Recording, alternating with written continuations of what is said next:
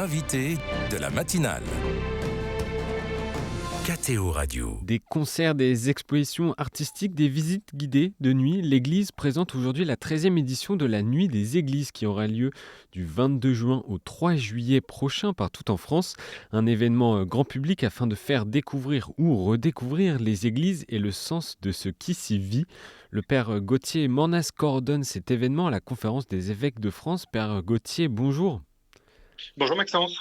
Merci beaucoup d'être avec nous ce matin sur KTO Radio. Vous êtes le responsable du département Art Sacré à la CEF. Présentez-nous un peu plus dans le détail cet événement pour les auditeurs qui ne le connaissent pas. Qu'est-ce que la Nuit des Églises ? La Nuit des Églises, c'est une très belle opération qui est inscrite dans le paysage culturel français depuis plus de 10 ans maintenant et qui, juste après la fête de la musique et juste avant la fête nationale le 14 juillet, invite toutes les églises du pays à s'ouvrir le temps d'une nuit à une expérience artistique ou culturelle. Quand je dis à s'ouvrir, c'est au sens propre comme au sens figuré parce qu'il s'agit vraiment d'ouvrir les portes de l'église pour que chacun se sente accueilli, mais aussi ouvrir les portes intérieures pour oser vivre dans une église quelque chose de l'ordre de la vie artistique ou de la vie culturelle qui permettra à beaucoup de franchir le seuil intérieur et extérieur de nos édifices. Donc c'est une très belle opération d'ouverture, de sensibilisation à la richesse de notre patrimoine et puis de découverte aussi de celui qui est le beau par excellence. Quelle était l'intuition de départ lors du lancement de cet événement ? C'était en 2011, je crois. Alors, l'intuition de départ, c'était de dire que de tout temps, les églises du pays se sont faites hospitalières à des activités autres que le culte. Je pense que tous nos auditeurs ce matin ont déjà assisté au moins une fois dans leur vie à un concert de musique sacrée dans une église. Et on se rend bien compte qu'une église, elle est aussi faite pour cela. Elle est bien évidemment, en tout premier lieu, faite pour le culte que l'on rend à Dieu, mais elle est bien évidemment aussi faite pour la vie sociale, pour une vie culturelle. Donc finalement, la Nuit des Églises, depuis sa création en 2011, c'est vraiment l'idée qu'il faut les ouvrir, ces églises du pays, à tous pour mettre en valeur ce patrimoine commun exceptionnel, alors même que certains de ces édifices sont parfois peu utilisés pour le culte. Et donc la proposition artistique permet à tous ceux qui n'osent pas franchir le seuil de ces églises d'y entrer. Parfois pour la première fois, on le réalise. Voilà, c'est utiliser l'art comme un médium commun pour parler au plus grand nombre, c'est ça ? C'est exactement ça. En fait, je crois que l'Église a quand même une petite expertise dans le dialogue avec les artistes, avec le monde de l'art, le monde de la culture, et ce depuis des siècles. Qu'elle ait été ordonnatrice auprès des artistes, qu'elle ait été parfois critique aussi à l'égard du travail de certains.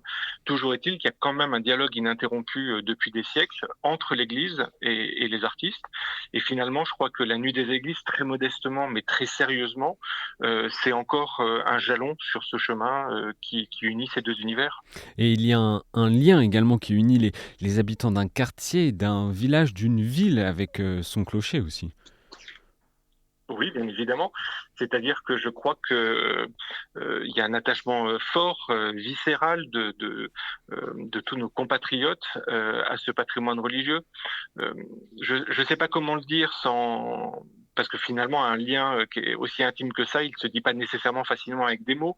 Mais ce que je crois pouvoir vous dire, en tout cas, et chez moi, ça relève de la conviction, c'est qu'il y a un attachement très particulier au patrimoine religieux dans notre pays, un attachement qu'on retrouve certes à l'égard de tout le patrimoine, mais spécifiquement religieux, sans doute aussi parce que d'un point de vue, peut-être de psychologie élémentaire, chacun comprend qu'une église n'est pas un lieu ordinaire, qu'une église, c'est d'abord le lieu d'une rencontre intime avec la transcendance, que chacun nommera bien évidemment selon sa conviction personnelle, comme il le souhaite et comme il le peut, mais aussi peut-être parce que d'un point de vue plus historique, plus urbanistique, l'église, c'est aussi généralement dans un village l'édifice le plus ancien, peut-être à concurrence avec le château quand il existe, Mais là où le château a toujours été de propriété privée, l'église a de tout temps été de propriété publique. Et tout le monde a pu s'y sentir chez soi. Alors je crois que dans des villages aujourd'hui, où peut-être que le bâtiment le plus ancien dans l'histoire récente, c'est la mairie, qui est jamais que la reconversion de l'école de garçons de la Troisième République, l'église est témoin du temps long, est témoin aussi d'une verticalité qui nous dépasse. Et je crois que pour toutes ces raisons-là, et bien d'autres encore, les églises et le patrimoine religieux globalement sont vraiment inscrits dans le cœur de nos compatriotes. Et quels sont les enjeux derrière cet événement de la nuit des églises pour les paroisses qui y participent et plus largement pour l'Église? Alors, les enjeux, pour moi, ils sont clairs, hein. C'est notre capacité à se faire hospitalier et à accueillir. Moi, ce qui me frappe, j'ai été curé pendant plus de 12 ans en Périgord, c'est que finalement, la matière première de la vie pastorale aujourd'hui, c'est l'accueil des demandes. On sonne souvent au presbytère ou on fait sonner le téléphone pour demander un baptême. Et donc, on accueille la demande de baptême, on accueille une demande de mariage, on accueille une demande de sépulture, on accueille une demande d'accompagnement et ainsi de suite. Et je crois que pour moi, aujourd'hui, ça relève de la même pratique, de la même pastorale que d'être capable d'accueillir les demandes de certains qui souhaitent organiser un concert, une exposition, une pièce de théâtre et ainsi de suite. De même qu'on accompagne les familles qui demandent un sacrement, je pense qu'il faut être capable aujourd'hui de se montrer hospitalier à ce point-là dans nos paroisses pour accueillir les demandes toujours plus originales qui peuvent surgir. J'allais dire, c'est vraiment la matière première de la vie des paroisses aujourd'hui, je le crois. Et combien compte-t-on d'églises, de chapelles aujourd'hui en France, Père Gauthier-Mornas? Alors, si vous voulez qu'on bascule dans le volet des datas, ce que je peux vous dire, c'est qu'aujourd'hui, globalement, on dit que dans notre pays, on compte 100 000 édifices religieux. Alors, quand on dit 100 000 édifices religieux, c'est pas forcément des églises et des chapelles. Bien évidemment, c'est la majorité du fait de l'histoire de notre pays. Mais on va dire qu'il y a grosso modo 96 000, 95 000 édifices du culte catholique en France. Là-dessus, on sait globalement qu'un peu moins de la moitié sont des cathédrales, des églises et des chapelles, majoritairement de propriété communale, sauf pour les cathédrales qui sont de propriété d'État, avec un usage paroissial, propriété commune avec un usage paroissial. Et puis la très grande majorité des édifices cultuels catholiques du pays sont des propriétés privées. Propriétés privées, c'est-à-dire qui appartiennent à tout un chacun, à des particuliers, chapelles de château, chapelles de demeure, chapelles aussi de congrégations religieuses ou d'ordre, chapelles d'hôpitaux, chapelles d'écoles, de lycées, de collèges et ainsi de suite. Ce que l'on sait, nous en tout cas, depuis 2011 que la Nuit des Églises existe, c'est que nous avons déjà plus de 7000 nuits qui ont été organisées partout dans le pays, dans un peu plus de 3000 églises. C'est vous dire que la Nuit des Églises, elle est bien implantée aujourd'hui un peu partout en France, et qu'à chaque fois, c'est une belle occasion pour tous ceux qui osent franchir le seuil, de découvrir un patrimoine auquel on est tous très attachés. On mesure justement cet attachement, mais pourquoi maintenir ce patrimoine, en tout cas ouvert au public, que sont les églises dans les communes, alors que de nombreuses communes n'ont souvent pas les moyens de l'entretenir? C'est un enjeu aussi de moyens. Alors c'est un enjeu spirituel, c'est un enjeu politique, c'est un enjeu financier, et je crois qu'il faut tout tenir ensemble. Ce dont je suis persuadé aujourd'hui, c'est que investir dans son patrimoine religieux, investir dans son église, même dans une commune extrêmement reculée, c'est investir aussi sur la paix sociale. C'est-à-dire que je suis persuadé que les églises aujourd'hui sont les derniers lieux de paix, de silence, de recueillement possible dans une société dans laquelle tout va très très vite, où tout est bruyant et où tout est criard. Donnez-moi aujourd'hui 3 sites, 3 lieux de vie où le silence règne en permanence, où vous n'êtes pas ébloui par les flashs des écrans, des panneaux publicitaires ou autres, et où on a le sentiment d'une présence qui nous dépasse et qui nous aspire et qui nous attire vers elle. Je crois qu'il n'y a que les églises dans notre pays aujourd'hui qui arrivent à cocher ces 3 cases.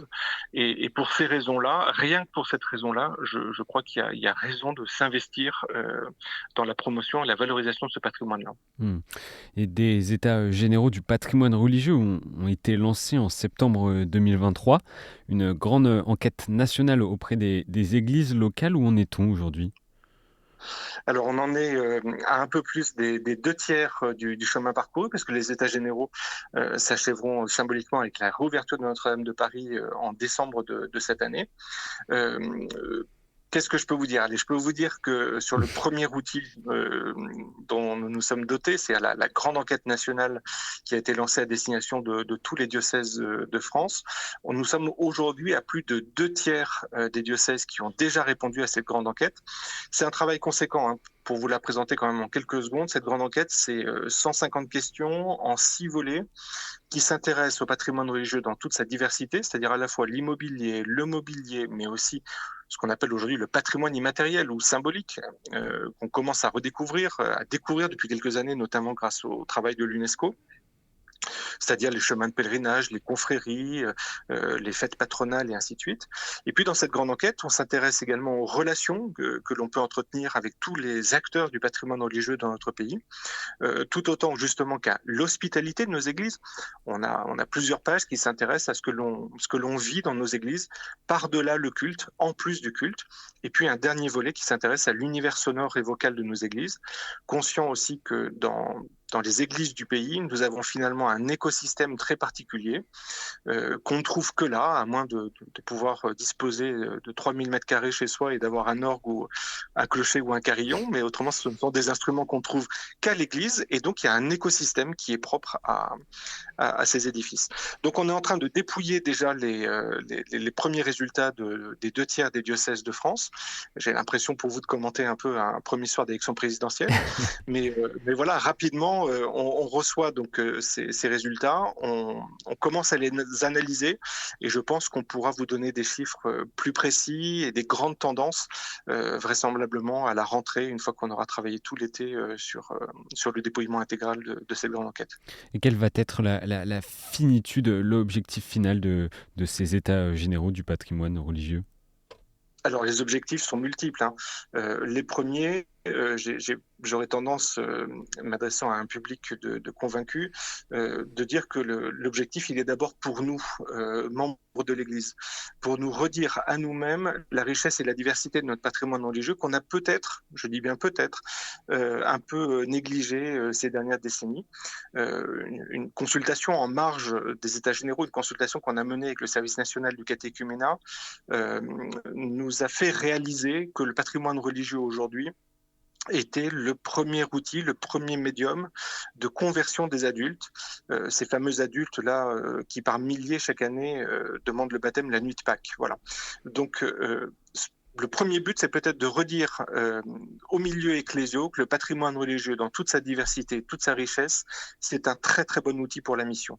Le deuxième objectif, c'est peut-être aussi, une fois qu'on l'a dit en interne, de le dire en externe, et donc de pouvoir avancer avec les pouvoirs publics, là aussi dans leur diversité, sur des sujets qui nous semblent essentiels pour pouvoir mieux restaurer, mieux faire vivre, mieux valoriser et mieux ouvrir nos églises, là aussi dans toute leur diversité. Et puis, peut-être faut-il le dire aussi, continuer à inventer des chemins nouveaux pour ce patrimoine. Il y a quelque chose qui me frappe, par exemple, c'est que je trouve que nous, les chrétiens, nous sommes facilement un peu défaitistes en se disant que la vie de l'Église est plutôt derrière nous. Moi, ce qui me frappe dans le pays, c'est qu'on construit encore des églises aujourd'hui, en moyenne 2 par an. C'est aussi les chiffres qu'on commence à avoir avec cette grande enquête. On construit encore des églises aujourd'hui dans notre pays. Et je crois que ça, c'est aussi un élément un motif profond de réjouissance. Merci Père Gauthier-Manès d'avoir été avec nous ce matin sur KTO Radio. Juste une dernière petite question, comment peut-on retrouver les événements organisés près de chez soi lors de la nuit des églises ? Alors le plus simple, c'est d'aller sur nuitdeséglises.fr, qui est vraiment la plateforme de la Nuit des Églises en France. Et logiquement, tous les organisateurs le savent. On retrouve tous ces événements inscrits sur l'Open Agenda de la Nuit des Églises, 13e édition du 22 juin au 3 juillet 2024. Merci beaucoup Père Gauthier-Manès. Bonne soirée de présentation sous la coupole de l'Institut de France à Paris ce soir. Avec notre parrain, l'Académie des Beaux-Arts, effectivement. Encore merci et belle journée à vous. Bonne journée à vous, merci beaucoup.